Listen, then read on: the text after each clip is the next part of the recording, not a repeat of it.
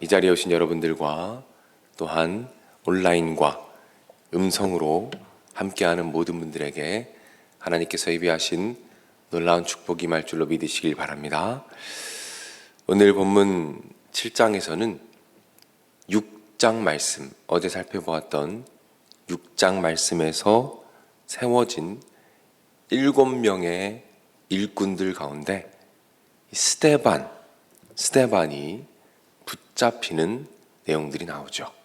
그리고 스데반이 붙잡힌 상황 가운데 설교를 하는 내용이 나옵니다. 그런데 이 설교 안에는 그 당시 유대인들이 가지고 있었던 잘못된 신학적 이해, 잘못된 하나님에 대한 이해를 수정하고 바로잡아주는 내용이 나옵니다. 스데반이 어떤 부분을 바로잡아주고 있는가를 오늘 한번 살펴보기를 원합니다.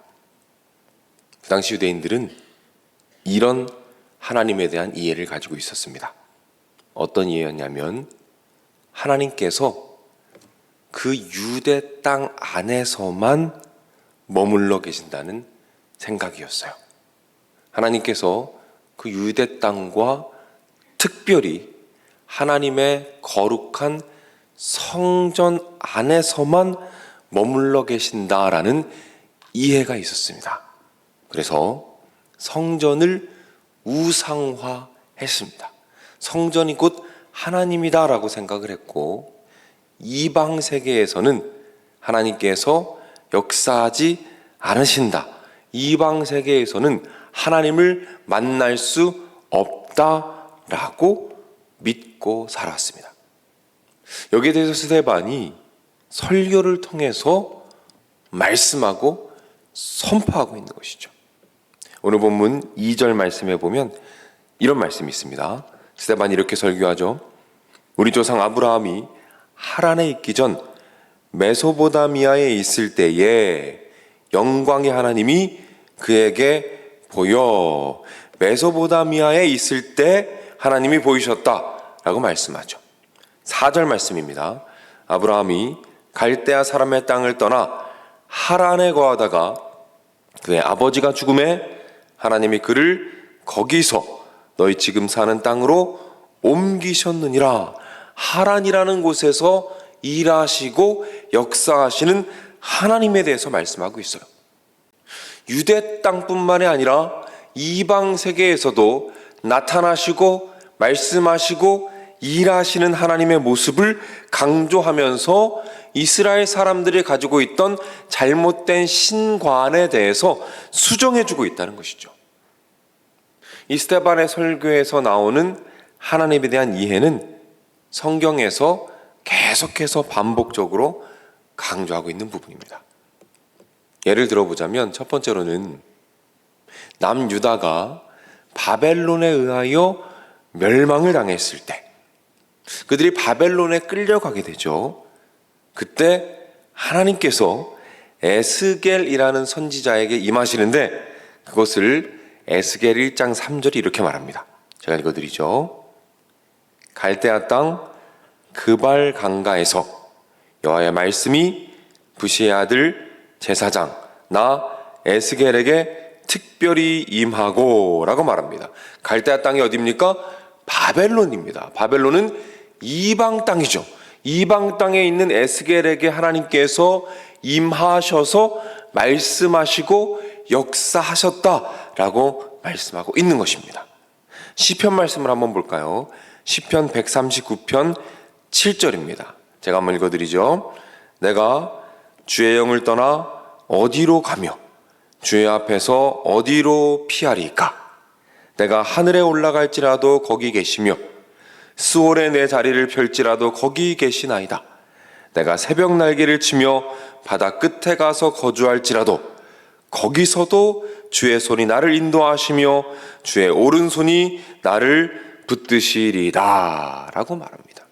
거기에서도 하나님이 계십니다 라고 고백하는 다윗의 고백 속에서도 분명히 나오게 되죠. 하나님의 일하심은 유대와 성전 안에 제한되지 않는다라는 것입니다. 정리해 볼까요? 오늘 스데반이 설교를 통해서 유대인들의 잘못된 신학적 이해를 수정해 줍니다. 어떤 잘못된 이해입니까? 하나님의 일하심을 제한하는 것이죠. 자신이 사는 지역과 성전 안으로 제한하는 잘못된 이해를 수정하는 것입니다. 하나님은 어떤 분이십니까? 공간에 제약받지 않고 일하시는 하나님이심을 믿으시길 바랍니다. 이것을 신학적 용어로 하나님의 편재성이라고 말합니다. 하나님의 편재성이라고 말해요. 어느 곳에나 계시는 하나님, 모든 공간을 채우시는 하나님, 모든 것 안에 거하시지만 그것에 제한되지 않으시고 그것을 초월하여 공간에 제한받지 않으시며 일하시는 하나님 아버지가, 전능하신 하나님 아버지가 바로 우리의 하나님이심을 믿으시기를 바랍니다. 오늘 우리가 이 새벽에 기도할 때 한번 돌아보았으면 좋겠어요. 우리가 혹시라도 하나님의 일하심을 이 교회 안으로 혹은 영적인 활동 안으로 제한하고 있진 않은가 한번 돌아봤으면 좋겠습니다. 우리 하나님의 일하심은 이 교회 안에 혹은 영적인 일 안에만 갇혀있지 않음을 기억하시기를 바랍니다. 여러분이 직장에 있을 때, 가정 가운데 있을 때, 세상 깊숙한 곳에 있을 때에도 시편 기자의 고백처럼 거기에서도 주의 손이 나를 인도하시며 주의 오른손이 나를 붙드시나이다 라는 이 말씀을 기억하고 믿으심으로 말미암아 오늘 어느 곳에 있든지 편재하시는 하나님, 어느 곳에나 계시는 하나님을 누리시고 느끼시는 여러분이 되시기를 주님의 이름으로 축복합니다. 기도하겠습니다. 하나님 아버지, 오늘 말씀을 통해서 우리 하나님 아버지 공간에 제약받지 않으시고 어느 곳에나 계시며 어디에서나 일하시고 주의 오른손으로 우리를 붙잡으시사 항상 인도하시는 분이심을 다시 한번 알게 하시니 감사를 드립니다. 이 말씀을 붙잡고 믿음으로 말미암아 우리 사랑하는 귀한 성도님들 오늘 하루 어느 곳에 있든지 하나님의 숨결을 느끼게 하시고 주님의 붙잡으시는 손을 의지함으로 말미암아 어느 곳에 있든지 승리하는 삶을 살도록 주님께서 인도하여 주시옵소서.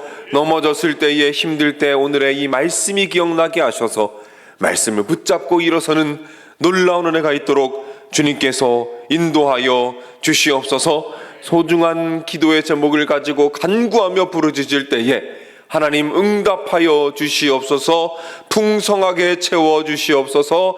삶 속에서 놀라운 기적들을 경험하게 하시고 육신의 질병들이 치료되어지게 하시며 마음의 질병들이 치료되어지게 하시고 관계가 풀려지게 하시며 재정의 축복을 더하셔서 하나님의 은혜를 마음껏 누리며 그 은혜를 나누며 살아갈 수 있도록 주님께서 인도하시고 함께하여 주시옵소서.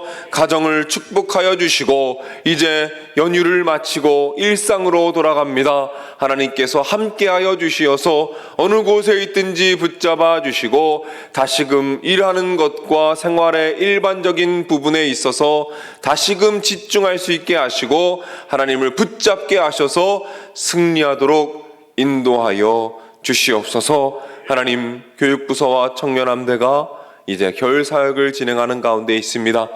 특별히 이제 오늘 1청년함대가 수련회를 진행하게 됩니다. 하나님 붙잡아 주시옵소서.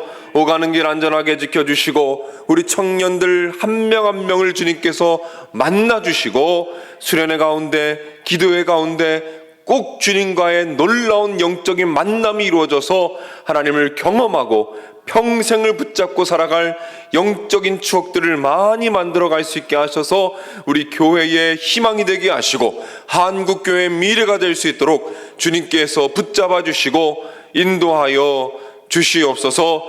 우리 교회를 지금까지 지켜주시니 감사를 드립니다. 앞으로도 계속해서 부흥 발전하게 하시고, 특별히 우리 원로 목사님과 사모님 붙잡아 주시고, 우리 존경하는 우리 장로님들 한 분 한 분을 기억하여 주셔서 우리 교회를 위하여 섬기시고 헌신하실 때에 아름다운 열매와 지혜와 축복이 가득할 수 있도록 주님께서 인도하시고 함께하여 주시옵소서. 드려진 예물들이 있습니다. 그 예물 위에 하늘의 축복을 더하시고 주님의 은혜를 더하여 주시옵소서. 모든 말씀 예수님의 이름으로 기도드립니다. 아멘.